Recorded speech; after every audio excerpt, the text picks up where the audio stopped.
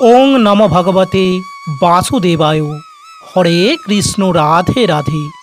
নমস্কার বন্ধুরা, আজ আপনাদের জানাবো ভগবান যা করেন মঙ্গলের জন্য, না এই কথাটি শুধুমাত্র মানুষের মনের সান্ত্বনা দেবার জন্য বলা হয়। এই প্রশ্নটা হয়তো অনেক মানুষের মনের মধ্যেই আসে যখন তারা খুব দুঃখ পায়। তাই যাদের মনের মধ্যে এই প্রশ্ন একবার হলেও এসেছে, তাদের কাছে অনুরোধ সম্পূর্ণ ভিডিওটি দেখবেন। তাহলে কথা দিচ্ছি, আপনার মনে থাকা প্রশ্নের উত্তর আপনি অবশ্যই এই ভিডিওটিতে পাবেন। আর এখানে বলবো না যে এই প্রশ্নটা অস্বাভাবিক কিছু, কারণ যখন কোনো ব্যক্তির মা বাবা বা সন্তান মারা যায়, তখন তারা ভাবে এটা কি করে ভালোর জন্য হতে পারে। তাই আবারও অনুরোধ, সম্পূর্ণ ভিডিওটি শান্ত মনে দেখবেন, তাহলে আপনার মনে আর কোনো প্রশ্ন থাকবে না এবং আপনিও সম্পূর্ণটা বুঝতে পারবেন। বন্ধুরা, এই ভিডিওটি সম্পূর্ণ দেখার পর ভালো লাগলে একটি লাইক করবেন ও ভগবানের প্রতি যদি বিশ্বাস থাকে বা এই ভিডিওটি সম্পূর্ণ দেখার পর যদি ভগবানের প্রতি বিশ্বাস ও শ্রদ্ধা জন্মায়, তাহলে কমেন্টে অবশ্যই ভক্তি ভরে লিখে যাবেন জয় শ্রীকৃষ্ণ ও চ্যানেলটি সাবস্ক্রাইব করতে ভুলবেন না। বন্ধুরা, স্বয়ং ভগবান শ্রীকৃষ্ণ ভগবদ গীতায় বলেছেন, আমি যা করি মঙ্গলের জন্য। কিন্তু আমাদের মনে প্রশ্ন জাগে, ভগবদ গীতায় বলা কথাগুলি কি সত্যি? কারণ গীতায় এও লেখা আছে যে যা হয়েছে ভালোর জন্যই হয়েছে, যা হচ্ছে ভালোর জন্যই হচ্ছে এবং যা হবে ভালোর জন্যই হবে। ভগবানের এই কথাটি কি সত্যি, নাকি শুধু মনের সান্ত্বনা মাত্র? যখন কারোর সাথে কিছু হয়, তখন অনেককেই বলতে শুনি যে যা হয় ভালোর জন্যই হয়। তখন আমাদের মনে প্রশ্ন জাগে যে সত্যিই কি যা হয় ভালোর জন্যই হয়? কারণ সব খারাপ পরিস্থিতি কীভাবে ভালোর জন্য হতে পারে, এটা বলাটা যতটা সোজা, কিন্তু তা মেনে নেওয়া ততটা সোজা নয়। তাহলে এবার প্রশ্ন হলো, ভগবানের এই কথাটি কতটা সত্যি? বন্ধুরা, তাহলে জেনে নেওয়া যাক এর আসল সত্যটা কি। বন্ধুরা, একবার মৃত্যুর দেবতা তার দূতকে মর্তে পাঠান একজন মহিলার আত্মাকে নিয়ে আসার জন্য।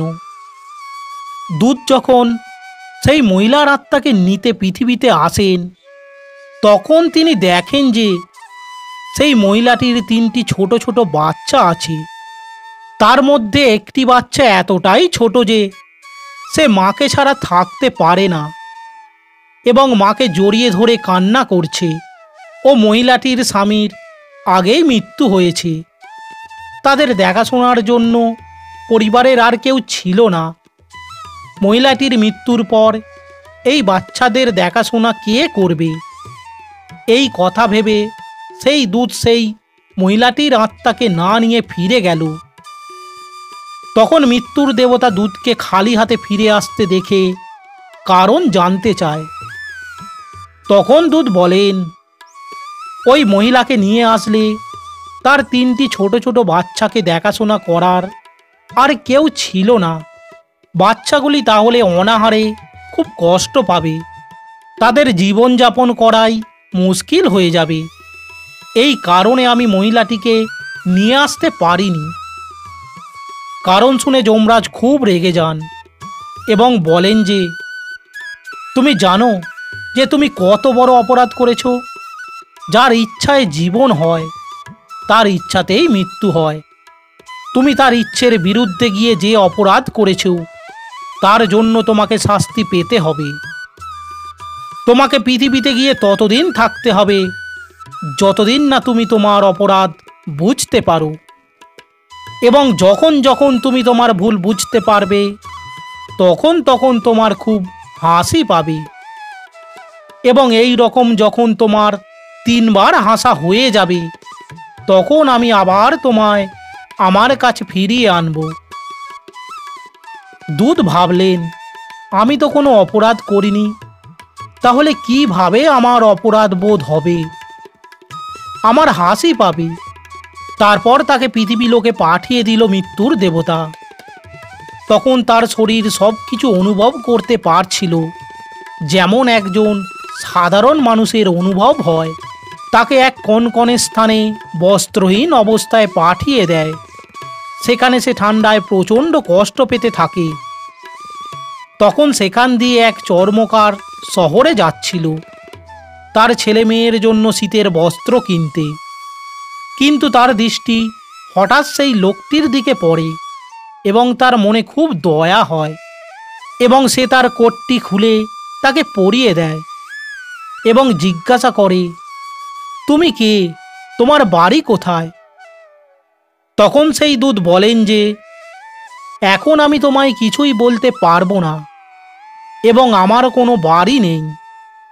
এই শুনে সেই চর্মকার তার বাড়িতে তাকে নিয়ে যায়।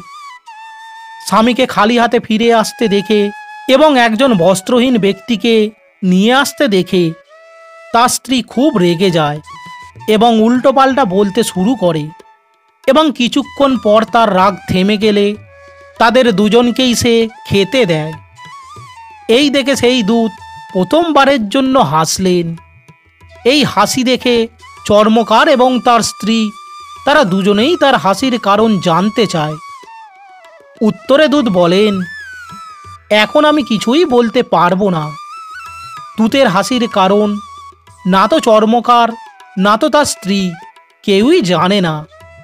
তারা জানে না যে তাদের ঘরে একজন দেবদূত এসেছে, যার আশাতে এমনিতেই তাদের ঘরে সুখ সমৃদ্ধি ভরে উঠবে।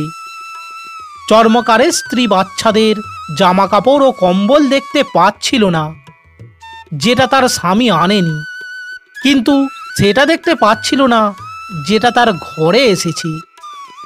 সেই কারণেই দূত প্রথমবারের জন্য হাসে। তখন দূত মনে মনে ভাবে, সত্যিই মানুষ কতটাই না কম জানে। এইভাবে বেশ কিছুদিন কেটে গেল। এরপর দূত চর্মকারের কাছ থেকে জুতো তৈরি করা শিখতে থাকে এবং তার তৈরি জুতো দেশ বিদেশে খ্যাতি লাভ করতে থাকে এবং সেই চর্মকার দেবদূতের জুতো বিক্রি করে ধনবান হতে থাকে। একদিন এক রাজার লোক চামড়া নিয়ে আসে চর্মকারের কাছে এবং চর্মকারকে বলে, রাজার জন্য জুতো তৈরি করতে হবে। কিন্তু তার সাথে চর্মকারকে সতর্কও করে, যদি জুতো বানাতে কোনো ভুল হয় তাহলে তাকে শাস্তি পেতে হবে, কারণ এটি খুব দামি চামড়া এবং অনেক দূর থেকে আনা হয়েছে। চর্মকার জানত দেবদূত আজ পর্যন্ত জুতো বানাতে কোনো ভুল করেনি। কিন্তু এ কি, সেই দেবদূত জুতো বানানোর জায়গায় চপ্পল বানিয়ে দিয়েছে। সেই দেশে চপ্পল মৃত্যুর পর পরানো হতো। এই ভুল দেখে চর্মকার তার নিজের মাথা পিটতে থাকে এবং ভাবতে থাকে যে এখন কি হবে। রাজা জানতে পারলে তার চরম শাস্তি হবে। ঠিক সেই সময় রাজার লোক এসে জানায় যে এখন আর সেই জুতোর প্রয়োজন নেই, রাজার মৃত্যু হয়েছে, তুমি জুতোর জায়গায় চপ্পল বানিয়ে দিও। এই বলে সে চলে যায়। দেবদূত দ্বিতীয়বার খুব জোরে জোরে হাসতে থাকে।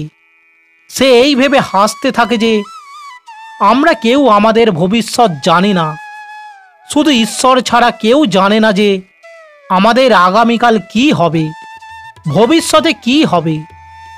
অথচ আমরা এমন ভাব করি যেন আমরা আমাদের ভবিষ্যৎ নিজেরাই ঠিক করে নিয়েছি। আমরা শুধু অতীতের উপর নির্ভর করেই সিদ্ধান্ত নিই এবং সেই কারণেই বর্তমানে কি করা উচিত সেটা কেউ বুঝতে পারি না বা বুঝতে চাই না। এইভাবে অনেক বছর কেটে গেল। এই রকম একদিন এক বৃদ্ধ মহিলা তার 3 কন্যাকে নিয়ে আসেন চর্মকারের কাছে জুতো বানানোর জন্য। দেবদূত এই 3 জন মেয়েকে দেখেই চিনতে পারে এই 3 জন মেয়েই হচ্ছে সেই 3টি বাচ্চা যার মার আত্মাকে নিতে গিয়ে আমি ফিরে আসি। সে তখন সেই বৃদ্ধ মহিলাকে জিজ্ঞাসা করেন, এই তিনটি মেয়ে আপনার কে হয়? উত্তরে সেই বৃদ্ধ মহিলা বলেন যে যখন এরা খুব ছোট ছিল তখন এর মার মৃত্যু হয়। আমি এদের অসহায় অবস্থায় কাঁদতে দেখে আমার বাড়িতে নিয়ে আসি। আমার এই জগতে কেউ ছিল না, এই তিনজনই আমার খুশির কারণ হয়। আজ আমার অপার সম্পত্তির মালিক এই তিনজনই। আর কয়েকদিন পর এদের রাজবাড়িতে বিয়ে হতে চলেছে। এই শুনে দেবদূত তৃতীয়বারের জন্য খুব জোরে জোরে হাসতে থাকে এবং সে তার হাসি থামাতেই পারছিল না। আজ সে আবারও বুঝতে পারে যে সে কত বড় ভুল করেছিল। নিয়তি অনেক বড়, আমরা কেউই তা বদলাতে পারি না। যেটা আমাদের হাতে নেই, একমাত্র ভগবানের হাতে। আমরা ততটাই দেখতে পারি যতটা আমাদের মন ও বুদ্ধি দেখায়, কিন্তু যেটা দেখতে পারি না তার বিস্তার অনেক বড়।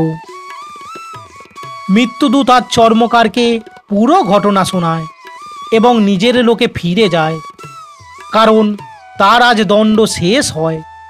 সে বুঝতে পারে যা হয়েছে ভালোর জন্যই হয়েছে, যা হচ্ছে তা ভালোর জন্যই হচ্ছে, এবং যা হবে তাও ভালোর জন্যই হবে।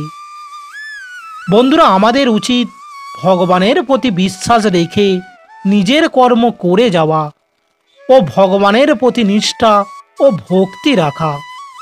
কারণ ভগবান যা করেন আমাদের ভালোর জন্যই করেন, মানুষের মঙ্গলের জন্যই করেন।